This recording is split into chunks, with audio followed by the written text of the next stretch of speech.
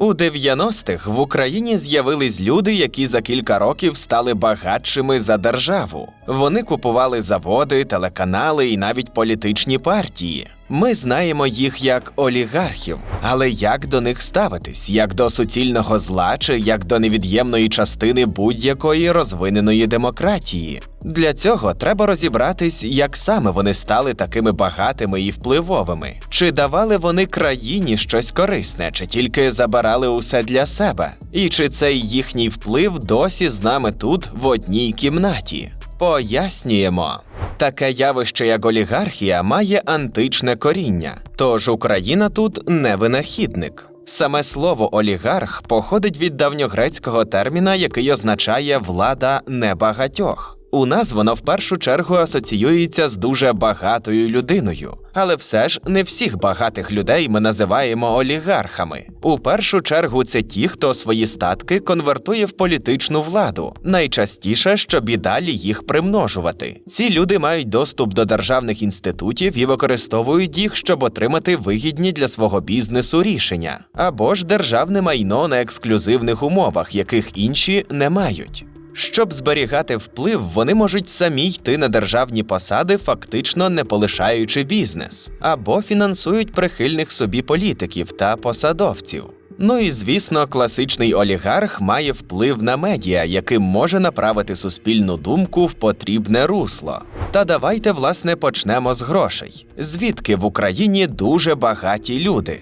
Після розпаду СРСР українська економіка була слабка. Її треба було перебудувати з радянської планової на ринкову. У той же час нам у спадок залишилась величезна кількість державних підприємств – заводи, шахти, металургія, енергетика, транспорт. Потрібна була приватизація принаймні частини з них. Цей процес розпочався у 1992-му, але не завжди був чесним і прозорим. Ну і тоді не існувало сильної та чесної судової системи, яка могла би якось регулювати різні нечесні моменти. Утім і зараз, у 2026-му, ця проблема залишається актуальною. Ще повернемось до неї. У таких умовах на передній план вийшли колишні керівники радянських заводів та вчорашня партійна номенклатура, тобто так звані червоні директори. Виходило, що на момент розпаду Союзу вони вже контролювали деякі підприємства, а згодом оформили цей контроль юридично, вже як приватні власники. Спочатку була металургія, енергетика, хімічні підприємства. Далі почала розвиватись мережа приватних банків. Офіційно у держави була ідея так званої масової ваучерної приватизації. Кожен громадянин отримував державний цінний папір – ваучер. Його можна було обміняти на частку в державних підприємствах. В ідеалі так у нас міг з'явитись великий прошарок власників, а також запрацювати ринок капіталу. В Україні ще не встиг сформуватись свій великий бізнес, а західні інвестори не дуже були зацікавлені виходом на український ринок. Тож така приватизація виглядала швидким і логічним шляхом. Отже, громадяни отримували свої ваучери, обмінювали їх на акції конкретних підприємств або продавали фінансовим посередникам – інвестиційним фондам. Враховуючи, що більшість новоспечених акціонерів поняття не мали, що робити з цими акціями, ті, хто на цьому розумівся більше, скупляли їх майже за безцінь. У результаті те, що мало стати народною приватизацією, на практиці завершилося тим, що ваучери осіли в руках у вузького кола людей. Так з'явились фінансово-промислові групи. Ніякого рівномірного розподілу народного майна не відбулось. Тоді це було можливо, бо держава ще навіть не вміла рахувати, що саме продає і кому. Зараз таку народну приватизацію провернути стало складніше. Але не тому, що всі раптом стали святими, а тому, що більше контролю, більше видимості і більше інституцій, які можуть підсвітити схему. Можна сказати, що ця ваучеризація забезпечила поступове перетікання підприємств та ресурсів в руки людей, пов'язаних одночасно із владою і з кримінальним світом. У 90-х держава була слабка, правоохоронні органи корумповані, і бізнес, часто що називається, кришували кримінальні угруповання.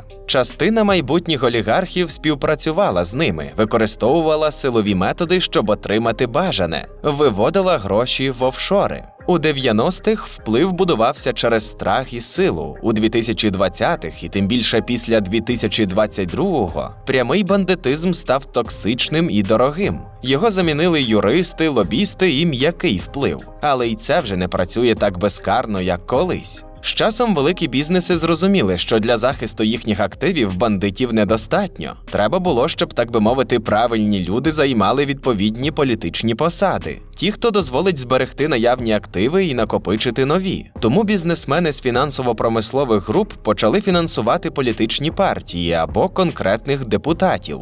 Їм купували місце в парламенті чи в органах місцевого самоврядування. Через них впливали на уряд і суди. А також купували або засновували власні медіа для формування зручної громадської думки. Раніше достатньо було купити телеканали «Кілька голосів у Раді» і ти майже невидимий. Зараз залишитись невидимкою не так легко. Соцмережі, розслідувачі, міжнародний тиск і війна зробили багато домовленостей публічними швидше, ніж вони встигають запрацювати. Так фактично народилась олігархічна модель. Є гроші, а отже є доступ до влади і вплив на неї. А ще є вплив на медіа, які могли цю владу ідеалізувати або ж навпаки демонізувати. В залежності від того, що саме потрібно олігарху. Найпотужніші олігархічні клани, як правило, мали регіональну приналежність. У деяких випадках це був мікс комуністичної партійної номенклатури та пов'язаних з нею кримінальних угруповань. Іноді в одному регіоні могло паралельно функціонувати кілька впливових кланів. Наприклад, у Дніпрі з одного боку була умовна група Павла Лазаренка, який з 95 по 97 був прем'єр-міністром України. З іншого – група президента Леоніда Кучми, а ще група бізнесмена Ігоря Коломойського. У Донецьку це були групи бізнесмена і нардепа Євгена Щербаня, кримінального авторитета Ахатя Брагіна. Друга згодом стала групою Ріната Ахметова. Про імена та прізвища якраз поговоримо далі. Рінат Ахметов – виходець з оточення донецького кримінального авторитета Ахатя Брагіна, знаного також під псевдонімом Алік Грек. Ахметов став бізнесменом, а згодом медіамагнатом та фінансистом всієї політичної системи Донбасу. Коли Брагін загинув від підриву на донецькому стадіоні Шахтару у 1995-му, саме Ахметов успадкував основний його бізнес і, більше того, примножив свій. З творця Донгорбанку він виріс до засновника компанії System Capital Management. До 2010-х ця компанія вже володіла контрольними пакетами акцій понад 500 підприємств гірничо-металургійної, енергетичної, телекомунікаційної, транспортної галузей, а також у банківському секторі, сільському господарстві, у сфері нерухомості тощо. Тобто одна бізнес-група контролювала більшу частину економіки регіону, фактично формувала місцеву владу, забезпечувала виборчі результати для місцевої партії регіонів. Для Києва це був прийнятний компроміс. Вона не втручається у місцеві справи, а натомість отримує стабільність в регіоні і потрібну підтримку. Наступний у списку – Віктор Пінчук. Цей випускник Дніпропетровського металургійного інституту дуже швидко в 90-х встиг стати одним із найбагатших українських громадян. У 97-му він раптом став президентом інвестиційної групи «Інтерпайп». Вона об'єднала виробництво безшовних і зварних труб, а також залізничних коліс, і стала великим гравцем у світовій металургії. А у 2004-му Пінчук та Ахметов об'єднались, щоб за зниженою ціною купити металургійний комбінат «Криворіжсталь». Можна припустити, що ця угода стала можлива завдяки впливу тестя Пінчука, тодішнього президента Леоніда Кучми. Тобто державний актив стратегічного масштабу «Криворіжсталь» продали ледь не таємно. Конкурсу як такого не було, та й реальної конкуренції теж. Про участь в торгах іноземних інвесторів не йшлося. Усе організували під своїх конкретних покупців. Бачимо наочно, що приватизація стала просто розподілом активів між лояльними групами. Цю угоду скасували вже після Помаранчевої революції, і це лише довело її штучність. Аукціон провели наново, більш прозоро. Але із Ахметовим і з Пінчуком справи не обмежувались лише промисловістю. Як ми вже сказали, вони були і медіамагнатами. Ахметов володів медіахолдингом «Медіагрупа Україна». В його активах цілий список знайомих нам назв. Ось лише кілька з них: телерадіокомпанія «Україна», телеканал «Україна», телемережа «Футбол», розважальні телеканали НЛО ТВ та Індиго ТВ, газета «Сьогодні», журнал Vogue Ukraine. Ну і, звісно, для солідного іміджу у Ахметова був свій фонд. У всіх поважних людей повинен бути фонд. Ще йому належала одна з перлин Донецького краю – футбольний клуб «Шахтар». Віктор Пінчук через медіахолдинг Starlight Media володіє ключовими українськими телеканалами – СТБ, ICTV, Новим каналом, музичними каналами М1 та М2. І теж має свій фонд, який відповідає за різні проєкти – Пінчук Арт-Центр, громадський проєкт Ялта European Strategy. Цікаво, що назв багато, а от прізвищ, від кого вони залежать, всього кілька. Ще одна відома персоналія, коли йдеться про бізнес, медіа і олігархів – Ігор Коломойський, випускник-інженер Дніпропетровського металургійного інституту. Він почав заробляти на різних посередницьких операціях і трейдингу в ранні 90-ті. Спершу вклався у банківський капітал та кредитування пов'язаних компаній, далі скупляв активи у процесі тої самої непрозорої приватизації. Потім отримав вплив на медіа, а зрештою і на політику, підтримуючи конкретних нардепів та фракції. Основою бізнес-імперії Коломойського став «Приватбанк», який він створив в 92-му разом з бізнес-партнером Геннадієм Боголюбовим. До націоналізації у 2016-му «Приват» був найбільшим банком України та фактичним фінансовим хребтом групи Коломойського. У секторі металургії Коломойський мав контроль над Нікопольським, Запорізьким і Стаханівським феросплавними заводами. Це все давало йому стабільний експортний дохід. Бізнес на переробці нафти, трейдингу і контролі над заправними мережами будували за допомогою Укрнафти. Хоча формально контрольний пакет акцій підприємства належав державі, фактичний менеджмент довго перебував під впливом Коломойського. Авіакомпанія «Міжнародні авіалінії України», яка тривалий час була найбільшою авіакомпанією країни, теж використовувалась Коломойським і як комерційний актив, і як інструмент впливу на ринок авіаперевезень. Дніпровський олігарх володів медіагрупою «1+1». Додатково у нього були певні активи в нерухомості, хімічній промисловості, IT-сервісах, енергетиці. З 2014 по 2015 Коломойський займав посаду очільника Дніпропетровської ОДА. План був на зразок: ви вже багато заробили на своїх регіонах, тож час віддати щось взамін. Дмитро Фірташ починав свою олігархічну кар'єру з торгівлі. Він вирощував на продаж помідори, троянди і навіть розводив пестів. Паралельно працював водієм в пожежному відділенні Чернівецької взуттєвої фабрики. На початку 90-х він став комерційним директором фірми «КМІЛ», яка випускала консервовані продукти. За словами самого Фірташа, його першою великою операцією був обмін 4000 тонн українського сухого молока на партію узбецької бавовни і подальший продаж її в Гонконзі. Виручка склала $50 тисяч. Але амбіції в нього були набагато вищі. Фірташ почав налагоджувати торгові зв'язки з газовим Туркменістаном. У 2002-му російський «Газпром» і НАК «Нафтогаз України» підписали угоду про створення спільного підприємства, яке мало здійснювати транзит туркменського газу. Наступного дня створили компанію ETG. Її директором став співробітник угорського представництва «Газпрому» Андреас Кноп. Але експерти вважають, що всім заправляв Фірташ. Дуже скоро ETG уклала ексклюзивні контракти і стала першим газовим монополістом і посередником у постачанні туркменського газу в Україну. У 2004-му почалась історія сумнозвісної компанії «Росукренерго», яка здійснювала транзит російського газу в Україну і в ЄС. Наступні роки вона була фактично посередником між «Газпромом» і «Нафтогазом», з непрозорою структурою власності та величезними прибутками без реального внеску. Держава фактично дозволила приватному посереднику контролювати стратегічний імпорт і фактично впливати на урядову політику. Газ тоді був нічим інакшим, як інструментом політичного компромісу з Росією. Так тривало до 2014-го. До цього ж списку додамо і Віктора Медведчука, колишнього очільника адміністрації Кучми, заступника голови Верховної Ради, а також його бізнес-партнера Тараса Козака. Медведчук, крім того, що мав гроші і посади, довгі роки був одним із найвпливовіших проросійських діячів в Україні. Ну а як інакше, коли ти кум Путіна?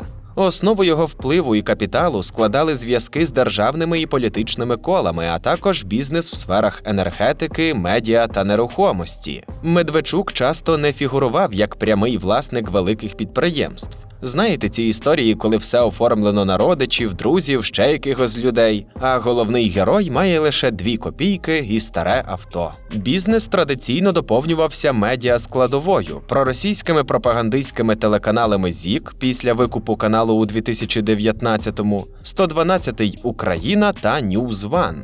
Більшість українських олігархів сформувались ще у 90-х на початку 2000-х. Однак епоха Януковича народила нових. Першим на думку приходить Сергій Курченко, так званий гаманець сім'ї Януковича. Курченко був кур'єром, потім працював у газовому бізнесі, а з середини 2000-х створював власні компанії. У 2009-му він заснував групу «Газ Україна-2009», яка займалася торгівлею нафтопродуктами, скрапленим газом і держзакупівлями. Діяльність цієї групи часто критикували через шкоду для державних інтересів. Але за часів Януковича це вже не мало значення. Бізнес Курченка стрімко ріс не через якісь особливі таланти та інновації, а якраз через близькість до влади. У 2012-13 роках він отримав контроль над харківським футбольним клубом «Металіст». Створив нову бізнес-структуру «СЄПЕК» – Східноєвропейська паливно-енергетична компанія, купив Одеський нафтопереробний завод, мережу АЗС у Німеччині та великий медіахолдинг UMH. До складу останнього на той момент входили журнали «Кореспондент», «Форбс Україна», газети «Комсомольська правда в Україні» та «Аргументи і факти Україна». У 2015-му Курченко потрапив під санкції США, а UMH втратив право використовувати бренд Forbes. Але це ми вже трохи перестрибнули у майбутнє. Щоб краще зрозуміти, як усе це працювало в 90-х, пропонуємо вам трохи зануритись в одну конкретну історію. Юлія Тимошенко навряд чи напише про це книгу, але якби це сталося, вона би називалась так: «Як в Україні 90-х сумнівним шляхом заробити і грошовий, і політичний капітал». Бо саме Тимошенко є політичним феноменом та ілюстрацією тої епохи. Наприкінці 1980-х Тимошенко разом із чоловіком відкрили відеопрокат у Дніпрі, а потім молодіжний центр «Термінал». Капітал, зароблений у терміналі, дозволив розпочати новий бізнес – торгівлю нафтопродуктами.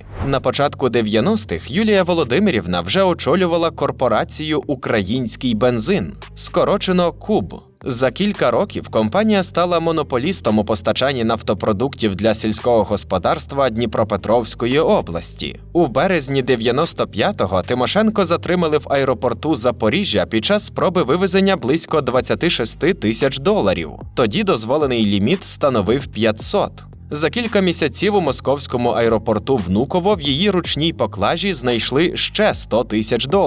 Проти подружжя Тимошенко порушили кримінальні справи за контрабанду валюти. У 2001-му їх закрили через скасування відповідної статті. Далі була корпорація «Єдині енергетичні системи України» ЄСУ, що виросла з українського бензину і зберегла податкові пільги як компанія з іноземними інвестиціями. Очоливши її, Тимошенко фактично отримала монополію на продаж російського та середньоазійського газу в Україні за підтримки прем'єра Павла Лазаренка та ще до злету газового бізнесу Фірташа. У 1997-му фінансові успіхи стали для неї пропуском у політику. Тимошенко обрали народною депутаткою. Вона увійшла до парламентського фінансового комітету і швидко стала заступницею голови Лазаренківської партії «Громада». Далі ще одне депутатство і посада голови бюджетного комітету Верховної Ради України. У 1999-му вона створила фракцію «Батьківщина», з якої згодом виросла одноіменна партія. Її лідеркою Тимошенко залишається й досі. За другого президентства Кучми вона обіймала посаду віце-прем'єрки з питань паливно-енергетичного комплексу в уряді президента Віктора Ющенка.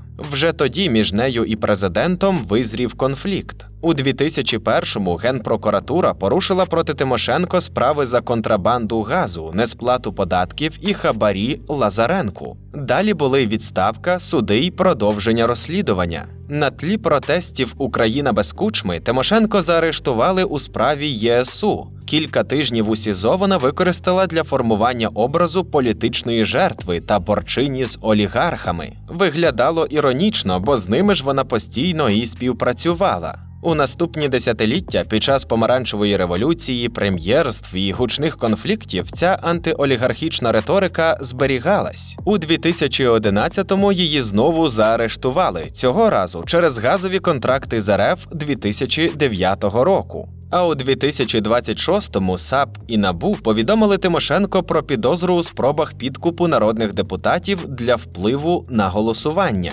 Час минає, але деякі речі не змінюються. В Україні це, власне, Юлія Тимошенко. То виходить, якщо є гроші і зв'язки, то можна все? Давати хабарі, обкрадати державу, влаштовувати на потрібні посади ручних політиків, віджимати бізнеси, наказувати медіа, як і про що писати і говорити? Ну, в цілому, з того, що ми розповіли, саме так і було. Корупція, закулісні домовленості, підконтрольні медіа, відсутність інструментів, які могли б це якось регулювати, міцно тримали усю цю систему вкупі. Але ця система працювала тільки тоді, коли всі її частини мовчали. Зараз мовчання купити важче, бо є антикорупційні інституції, є міжнародні умови, є цифрові сліди, є публічність. Але десь після помаранчевої революції ідилія олігархів і влади почала хитатись. Ющенко обіцяв посадити бандитів в тюрми. На так звану опозицію у вигляді регіоналів і близького оточення Кучми дійсно був тиск. Тоді публічно викрили так звані темники, інструкції для медіа, як висвітлювати ту чи іншу тему, подію чи конкретну людину. Тобто стало зрозуміло, що через ЗМІ суспільну думку викручували в потрібний бік. Олігархи, втім, змогли швидко пристосуватись до оновлених реалій і зберегли активи. Справді, новий етап почався вже після Революції Гідності і початку російської агресії у 2014-му. Комусь з багатих і впливових довелось поспіхом виїжджати з України, чиїсь бізнес лишився на окупованих територіях. Не те, щоб ми їм співчували, просто фіксуємо, що війна принесла свої корективи, зокрема і збитки для бізнесменів. Але важливіше було те, що багатьом вже не ставало часу і натхнення так само активно вникати і впливати на політичні та медійні процеси в Україні. Плюс з'явився значний зовнішній чинник. ЄС та США підтримали нас на шляху змін і євроінтеграції, а отже вимагали і відповідних реформ в економіці, в політичній системі, в медіа. Олігархам доводилось заткувати в тінь. Тиснути на чиновника заради свого збагачення ставало все складніше. Нові антикорупційні органи НАБУ, САП, НАЗК, ВАКС поволі встановлювали в Україні іншу модель. Всі важливі процеси – бізнес, призначення на посади, закупівлі – повинно було відбуватись через справедливий конкурсний відбір, відкрито, прозоро. Українські олігархи втратили і свій монопольний вплив на медіа. Частково через те, що з війною у них банально стало менше грошей на утримання високобюджетних медіа. Частково завдяки розвитку соцмереж, незалежних ЗМІ, розслідувальній журналістиці. Простіше кажучи, минув той час, коли люди могли дізнатись інформацію лише з телевізора чи з якогось одного видання.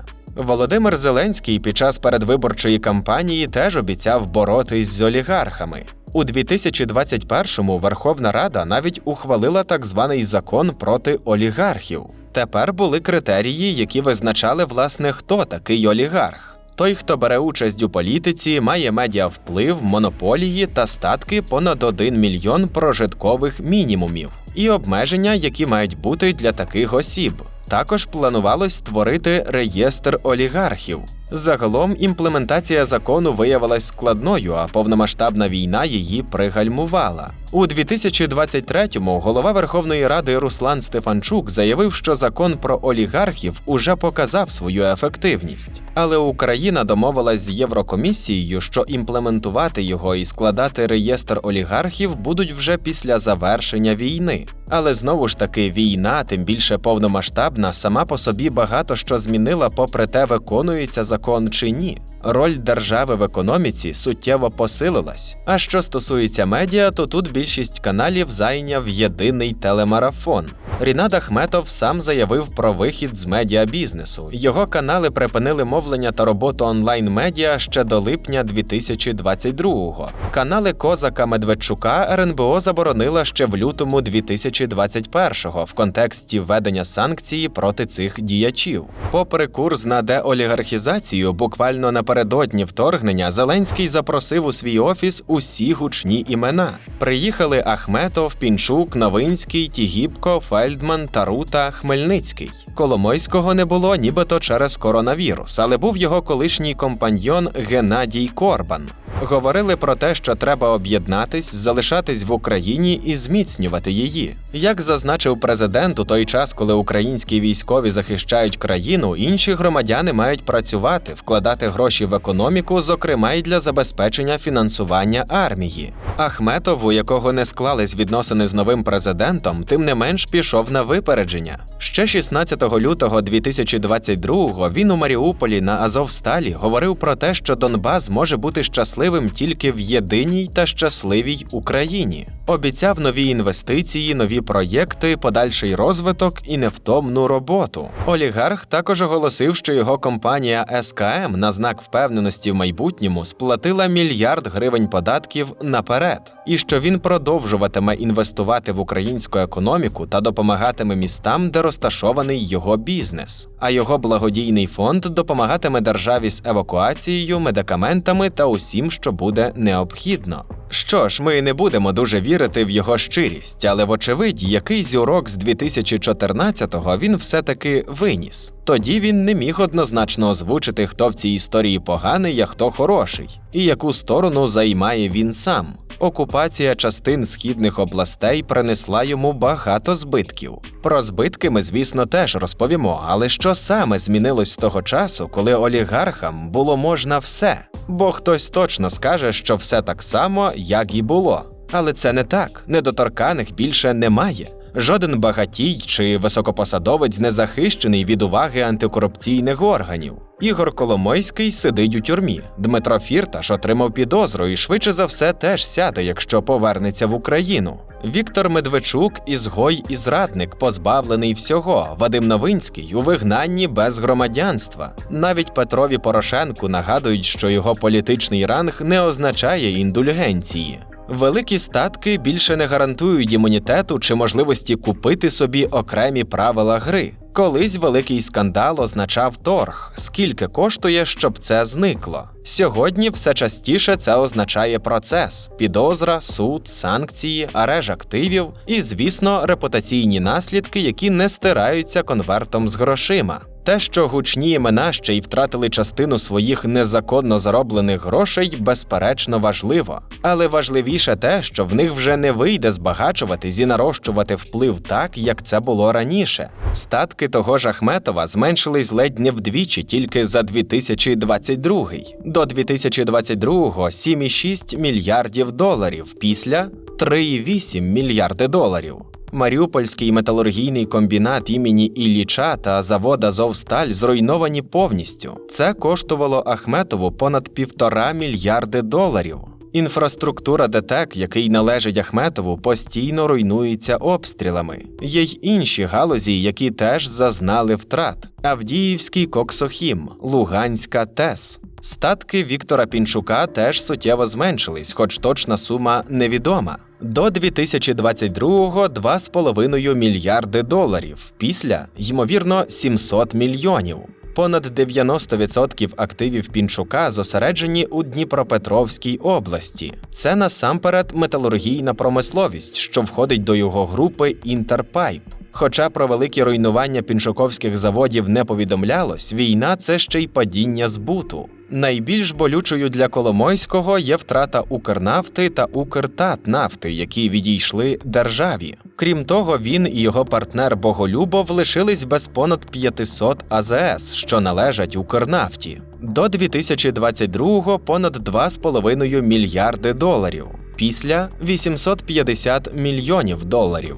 Були й інші втрати. В металургії – близько 200 мільйонів доларів, енергетиці – близько 40 мільйонів. На портовому бізнесі – понад 20 мільйонів. Бізнес-активи іншого олігарха і політика Петра Порошенка прямих втрат не зазнали. Та все ж він перестав бути мільярдером. До 2022-го – 1,6 мільярдів доларів, після – 700 мільйонів доларів. Найбільший і найвідоміший його актив – корпорація «Рошен». Основні підприємства перебувають на території, де не ведуться бойові дії, а також у Литві й Угорщині. Але буквально в лютому 2026-го від російського обстрілу якраз постраждав найбільший логістичний центр кондитерської фабрики в Яготині, а трохи раніше, в січні, кондитерська фабрика в Києві. Але гроші – це ще не все в цьому контексті. Ми багато говорили про вплив олігархів на політичні та інші процеси в країні. І, як ми вже зазначили, багатьом зараз не до цього. Але головне навіть не те, як їм. Це ми, як суспільство, відсіяли їх з поля впливу. Вони не впливають не тому, що не хочуть, а тому, що ми цього не хочемо. І не даємо повернутись до того, як було. Так, дійсно, як ми і казали на початку, судова система і зараз не до кінця реформована і така, як має бути. А судова реформа, між іншим, була однією з головних вимог для вступу до ЄС. Адже незалежні та чесні суди – основа верховенства права. Але повільно і непросто та цей процес іде. Попри війну, недофінансування, велику кількість вакантних посад, система функціонує. Тривають конкурси на нових суддів, а міжнародні партнери контролюють хід реформ. А де ж олігархи? Фірташ живе у Відні під контролем судових рішень. Він ховається від екстрадиції до США. Ця історія тягнеться ще з 2014-го. В Америці Фірташа звинувачують у хабарництві та корупції у справі щодо титанового бізнесу в Індії. Він давав хабарі посадовцям за видобуток титану. Станом на кінець 2025-го австрійський суд відхилив запит США про екстрадицію, що фактично закрило процес. Але наразі вже є повідомлення про перегляд провадження щодо екстрадиції у Відні, яке може бути поновлене чи переглянуте. В Україні Фірташа теж чекають хіба що на лаві підсудних. СБУ з Бюро економічної безпеки розслідують масштабне розкрадання газу, яке, за даними слідства, завдало Україні мільярди гривень збитків. У межах цього провадження підозри отримали керівники кількох газових компаній і накладені запобіжні заходи щодо 5 топ-менеджерів. Ігор Коломойський з середини 2023-го знаходиться в ізоляторі тимчасового тримання СБУ у справі про шахрайство та відмивання грошей. Телефон йому мати заборонено, телевізора немає, а прогулянки – це 1 година на день. Один з адвокатів Коломойського скаржився, що їхні зустрічі відбуваються під камерами. Мовляв, це повноцінна тюрма і нема ніякої приватності. Тут знову ж таки не про співчуття, а про те, що ще кілька років тому Коломойський міг дозволити собі набагато більше. Кофе будешь пить? Что ты замолчал? Ну, эти претензии... А? Что ты молчишь? Говори давай, вопросы есть у тебя еще? Ахметов при всіх втратах, звісно, зовсім не бідує, але теж зайвий раз, що називається, не відсвічує у політичних справах країни. Приватний фонд Пінчука «Віктор Пінчук Фондейшн» працює в Україні і за кордоном. Він роздає стипендії молоді, організовує та підтримує публічні заходи, виставки і дискусійні програми. Разом із дружиною вони заснували мережу реабілітаційних центрів для ветеранів. Інші проєкти надають психологічну підтримку військовим, ветеранам та їхнім сім'ям. Як бачимо, він добре пристосувався до теперішніх умов і надалі залишається впливовим. Можливо, навіть найвпливовішим з тих олігархів, які піднімались в Україні в 90-ті. Поки що це більше гуманітарна ніша, а не політична. Але невідомо, що буде далі.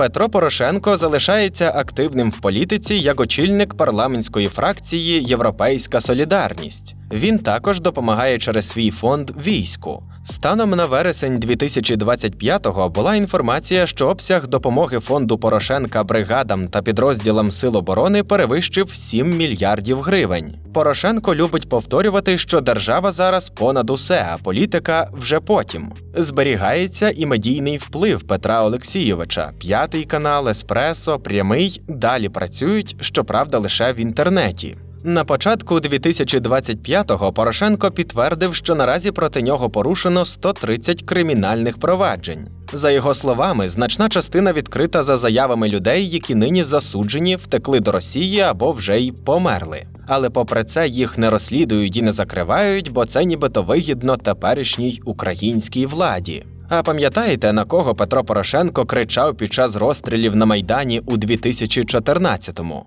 Вадим Новинський, колишній нардеп-регіонал, власник фінансово-промислової групи «Смарт Холдинг», в яку входить і гірничо-металургійна галузь, і суднобудування, і видобувна промисловість, і сільське господарство. До 2022-го – 3,5 мільярди доларів, після – 1,4 мільярди доларів.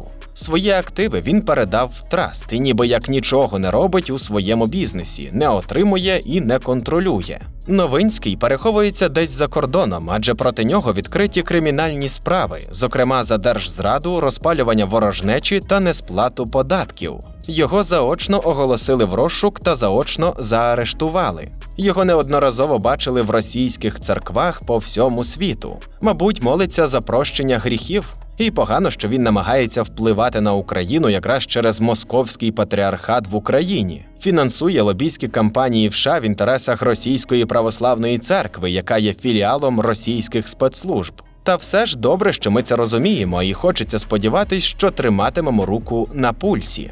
Що ж, за останнє десятиліття українське суспільство змінилось. Ми хочемо справедливості, прозорості. І вже точно не хочемо чути виправдань, що, мовляв, йде війна і щось не на часі. Те, що ще 12 років тому сприймалось як так завжди було, сьогодні викликає питання, розслідування і публічний тиск. І це фактично чи не найважливіша зміна, яка закладає підвалини для решти процесів. Хай це не було швидко і ще не закінчилося, але Україна ламає систему олігархічного впливу. Ту саму, яка десятиліттями визначала нашу політику, економіку і медіа. Держава повертає контроль над ключовими активами. Облгази, енергетика, стратегічні підприємства більше не є приватними князівствами. Ніякий багатий і впливовий бізнесмен чи посадовець не захищений від аудиту, а також і від уваги антикорупційних органів. Великі статки вже не гарантують імунітет, депутатів під ключ чи можливість переписати правила гри під себе.